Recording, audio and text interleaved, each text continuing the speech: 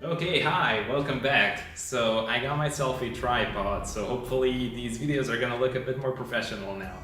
And I also got a haircut and people keep saying I look like a convict. Yeah. But yeah, let's get this started. Today we're gonna talk about freelancing if you're a programmer. Alright, so let me get sites like Upwork and Freelancer out of the way really quick.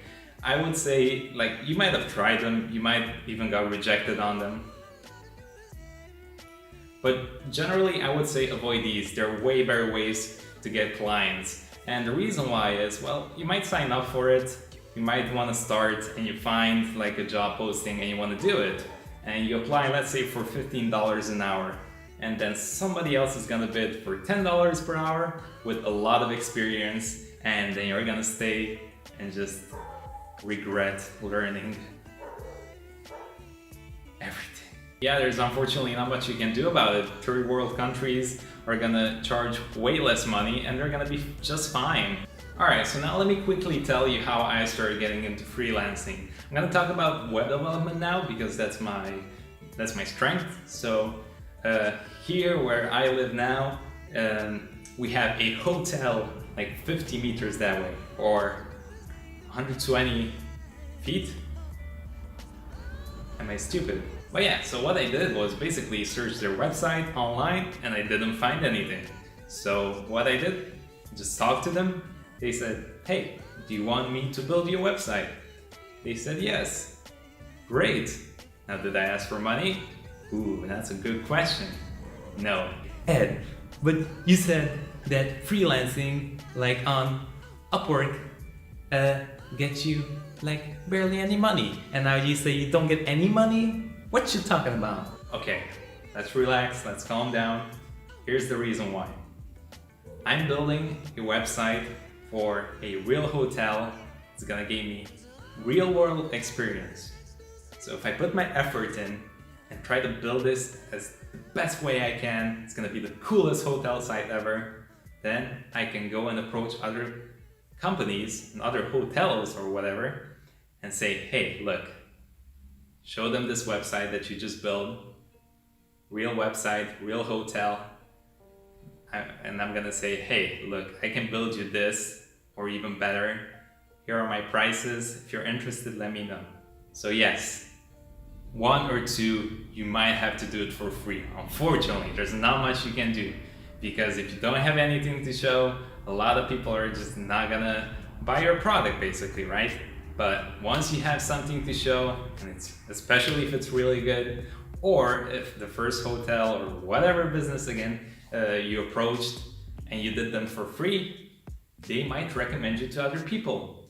And if you go face to face and build up a connection, that's gonna be way more powerful than someone on Upwork saying, hey, I need this fixed. I need my theme on my WordPress fixed. Can you do it for like $1? You're like, sure, no problem. And he's like, it's broken, I'm not paying you.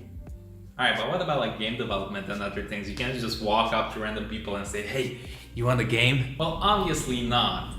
But the thing you have right now, because we're in 2018 and we're blessed because we have Steam and we have a lot of platforms out there where you can share your games. Especially if you're alone, right? Because it's gonna be very difficult to build a full-fledged game, right? You need artwork, you need the programming, you need music, you need a lot of things. So building a simple, maybe a mobile game is gonna be way easier to build, right? Than like Uncharted 4 or something. But yeah, a simple game, you can advertise it. There are many, again, highly recommend building your Twitter, which I should be doing too, because my Twitter is in the dumpster. So I'm gonna rebuild my Twitter too and probably link it down. I'm gonna try to be more active on it. But build a social media, tell people what you're doing, man. Because if you're building something cool and you're passionate, then you're gonna get other people passionate about your game too. They're like, hey, look what I'm building. Hey, tell me how to make this better. Post on Reddit, post on forums.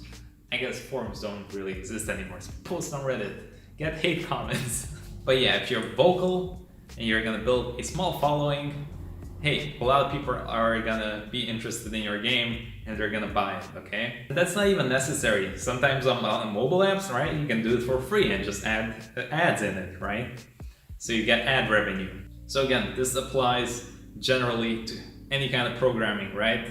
You need to be vocal, you need to build up a social presence, and tell people what you're doing and show them what you're doing. Because remember, if you're interested in something, there has to be someone else interested in what you're doing as well. And even if you want to build like apps, for example, you don't necessarily need to go straight to a client and ask them. Maybe you can come up with a cool service idea and then you can offer that to your users for a paid subscription or something, right? So let's say you build a music app and then you have different instruments and you can make songs, right? And then you can maybe do a package like a free version, and then you can add more sounds or upload your own sounds and charge them like $5 a month or something. So you have to think of different ideas when you create something and how you can monetize that.